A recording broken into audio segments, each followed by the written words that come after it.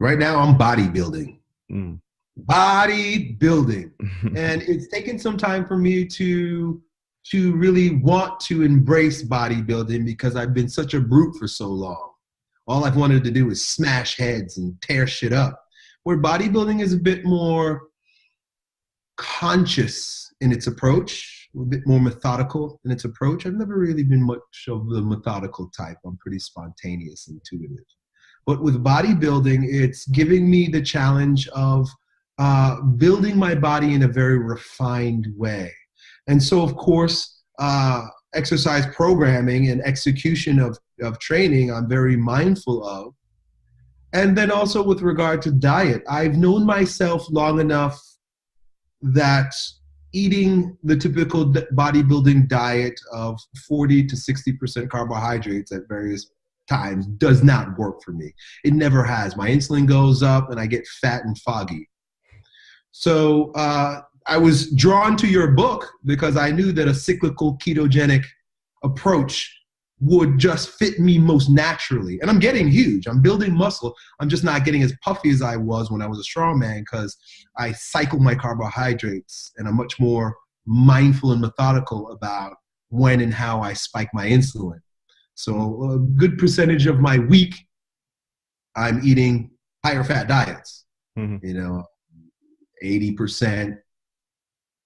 70% fat, 10, 20%, 20% protein, but then carbs are like 10%, mostly from vegetables and stuff.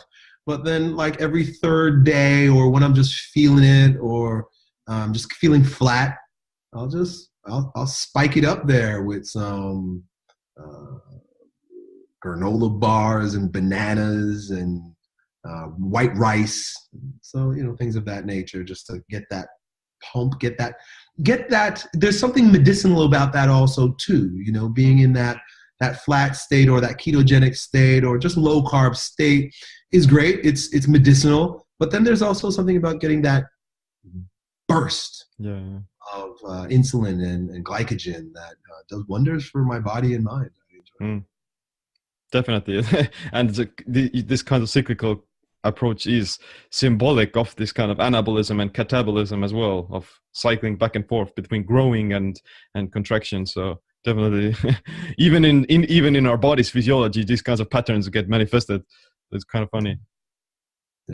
Yeah. There's nothing that will humble you more than fighting against physical resistance in hopes of expanding yourself. Even if I die, it doesn't matter. Boom! That is oneness. That is meditation. That is integrity. That is unity.